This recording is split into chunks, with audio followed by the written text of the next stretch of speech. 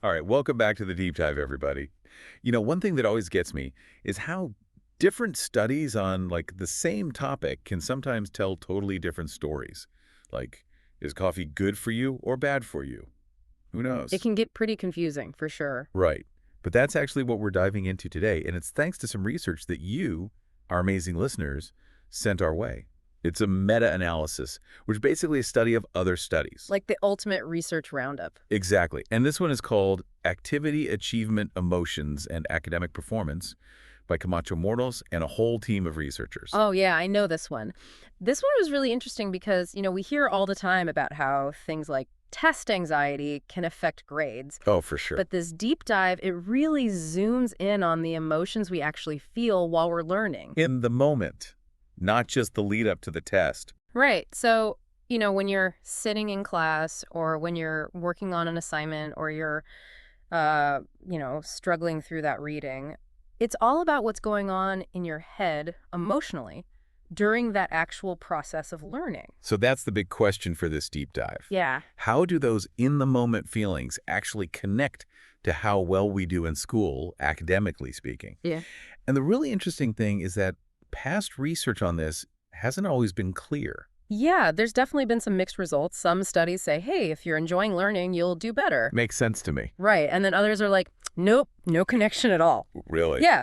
And then there are even a few that suggest, get this, that enjoyment might actually be a bad thing. Oh, come on. How could that be? Yeah, so there's a lot to unpack here. And that's what makes this meta-analysis so useful. It helps us see the bigger picture. It cuts through the noise. So to try to get to the bottom of this, the researchers zeroed in on 4 really key emotions, where there was enough solid research out there to actually make some conclusions.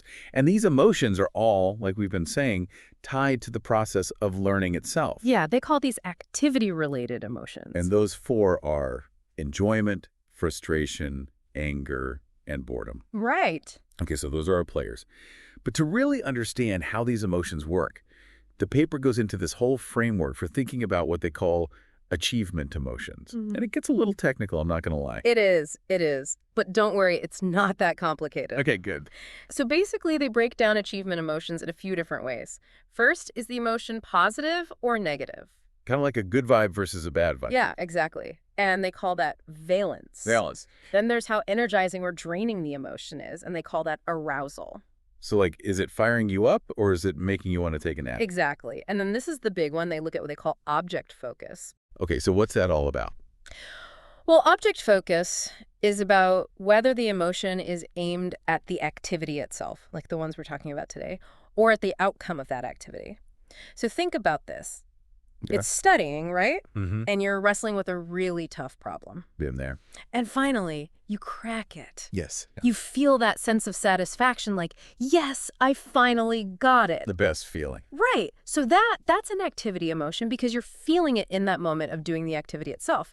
But on the other hand, Wow. let's say you ace that big exam you were studying for, Boom. right? That pride you feel. Yes. That's focused on the outcome of the activity, not the activity itself. Okay, yeah, I see the difference. So in this paper, they actually have this really helpful table, table 1, that lays all of this out.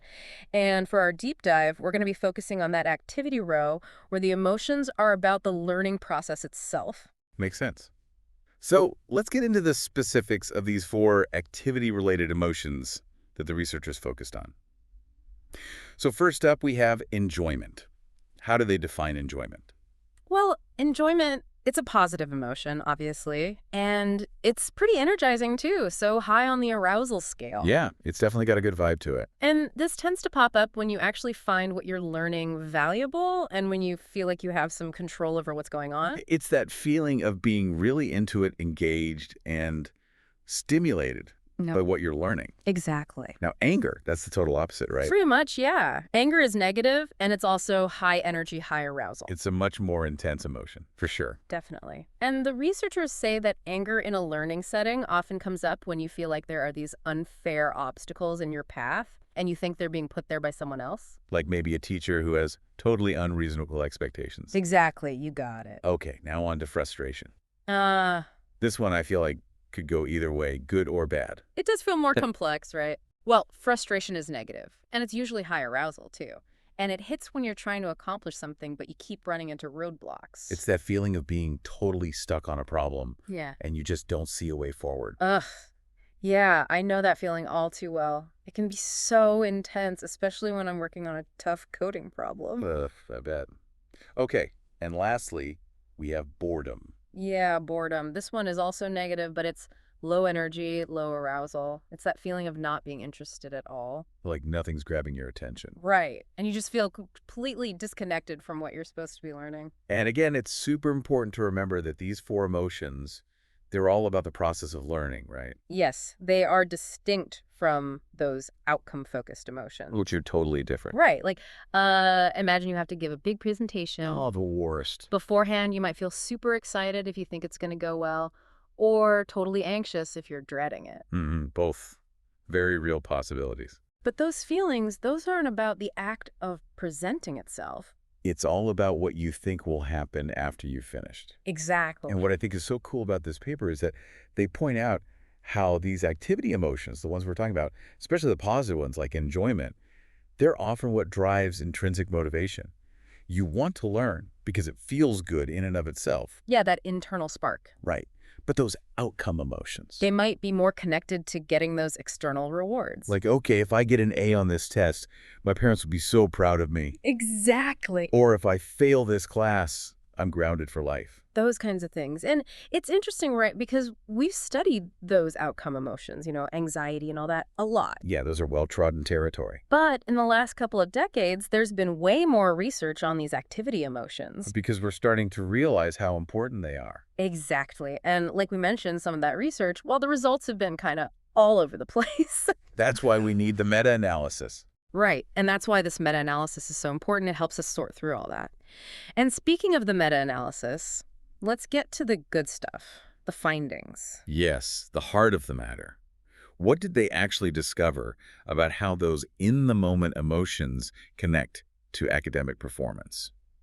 All right, so Table 3 in the paper, it lays out all the main findings, and there are some pretty clear patterns that jump out at you, starting with enjoyment. It turns out that enjoyment shows a moderate but definitely positive correlation with doing well academically. So that gut feeling we have that if you enjoy learning, you'll do better, it's actually backed up by research. It is. They calculated it at time point 27. Interesting. Okay, so enjoying what you're learning isn't just some nice bonus, it actually gives your grades a real boost. It does. A moderate boost, but a boost nonetheless. What about the less pleasant emotions? What'd they find about those? Well, anger showed a moderate negative correlation with performance. At Rager is -0.35. So anger is actually pretty damaging when it comes to learning. It seems so, yeah. If you're feeling angry while you're trying to learn something, it really takes a toll on how well you do. That makes a lot of sense. What about frustration? That one I feel like could really go either way. You'd think so, right? Yeah. It's a tricky one. But here's the thing. Frustration actually showed almost no correlation with performance. They calculated it as Regage's 0.02, which is basically 0. Wow, that's surprising. I would thought feeling frustrated would definitely drag your grades down. I know, right? Me too. It seems counterintuitive. But the paper does go into some possible explanations for this later on, so we'll get to that. Okay, good. I'm definitely curious about that. And what about boredom? Boredom. Well, that one showed a moderate negative correlation with academic performance at Regage's 0.25. So if you're bored and not engaged while you're learning, it can really hurt your grades. It really can. It's like your brain just checks out. Pretty much. And just to clarify for our listeners, the researchers mentioned that they did some fancy statistical stuff to account for measurement error. Oh, right. Yes. It's important to mention that. So these numbers, they're not just pulled out of a hat. They're actually giving us a really good picture of what the real relationships are between these emotions and performance. Yeah, they cleaned up the data to make it as accurate as possible. Okay, so we've talked about the links. Now, what about all those things that might make them stronger or weaker? Like, is there anything that might change how much enjoyment helps you learn or how much anger hurts? You're talking about what they call moderators. Yeah, moderators. So the study actually looked at a bunch of different moderators, things that might shift how strong these connections are, and they divided them into two categories. Factors that are related to the theory behind achievement emotions, and factors that are related to how the studies themselves were actually done. Okay, so like the big ideas versus the nitty-gritty details. Yeah. Okay, let's start with the theory-related ones then. What about age and educational level? Does it matter if you're in elementary school, high school, or college? Right. So table 4 in the paper shows us what they found about that. And the interesting thing is the strength of the connections did change a bit across different age groups, primary, secondary, and university So levels. there's not one size fits all. But, and this is key, the direction of the effect, whether it was positive or negative, that stayed the same. Oh, so enjoyment always helped performance, anger always hurt it, and so on. It Exactly. just might have been a little stronger or weaker depending on your age. So for enjoyment, they actually found that the link between enjoyment and performance was even stronger in secondary school than it was at university. Yeah, which is interesting. Makes you think about like maybe the way we learn changes as we get older. Definitely. Or maybe the kinds of things we enjoy learning about shift. Yeah, maybe. Okay, what about where you are in the world? Does your nationality have anything to do with this? It does. It really does. So in Table 4, they also pointed out that there are some pretty fascinating differences across countries. Like, take the positive link between enjoyment and performance.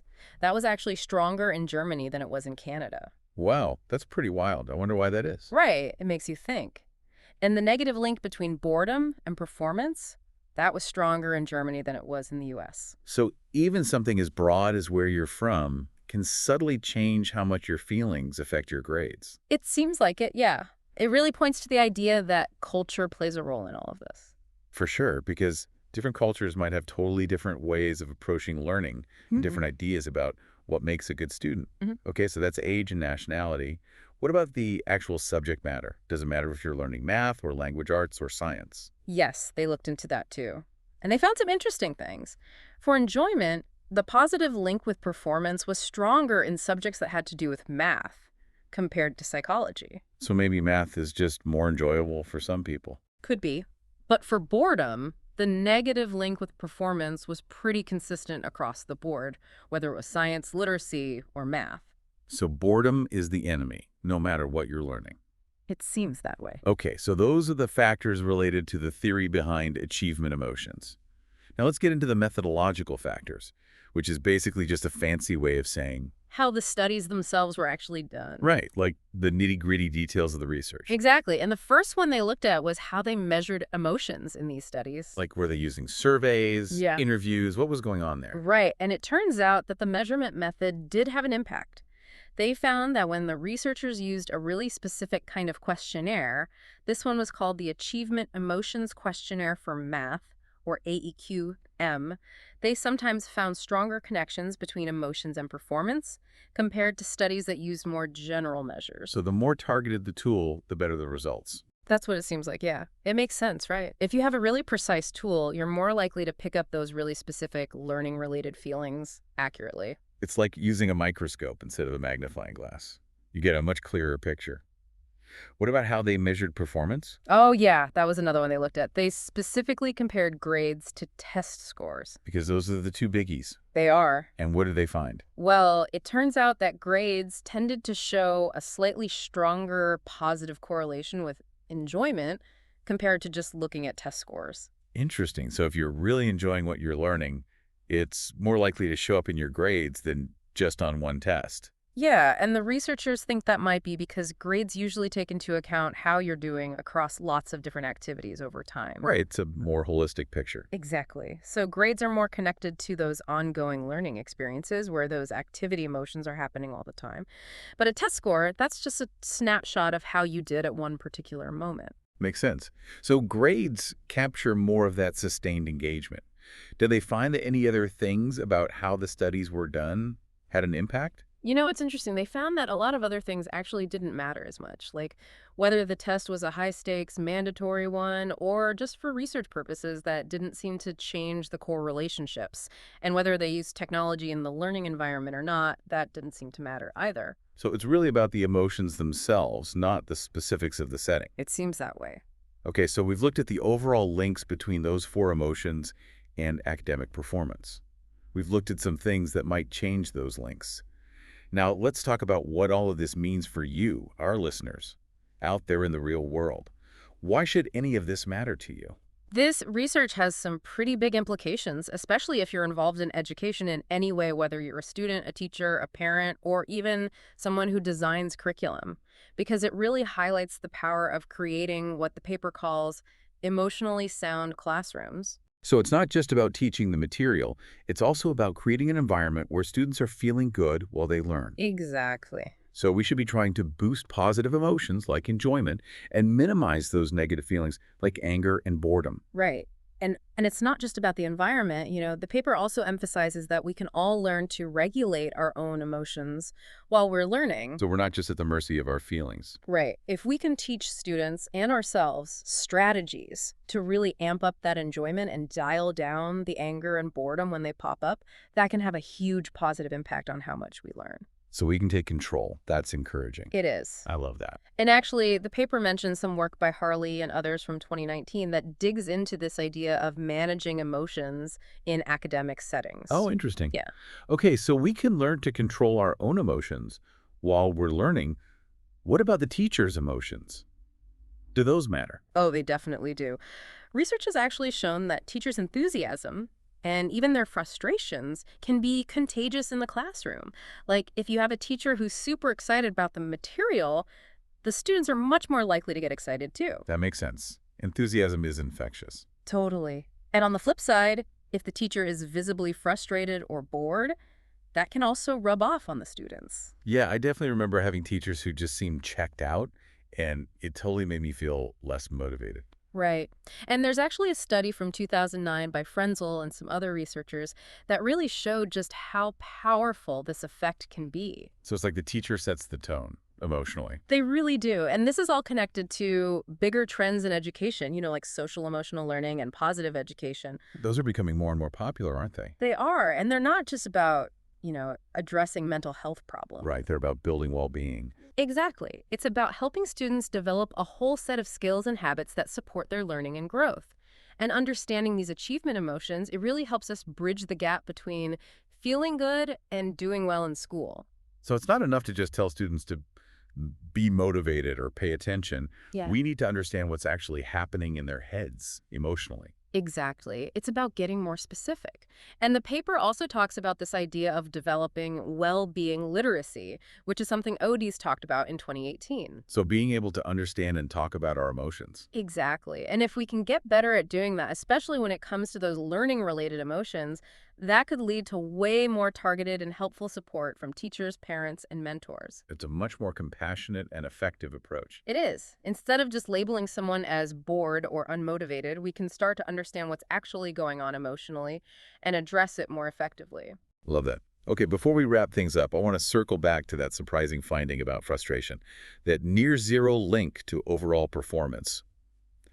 The paper had some interesting thoughts on why that might be the case, right? Yeah, they did. They suggested that frustration's impact might be more complicated than we think, and it might really depend on the specific situation and the individual learner. So context matters. It seems like it. And they even pointed out that sometimes frustration can actually be a good thing.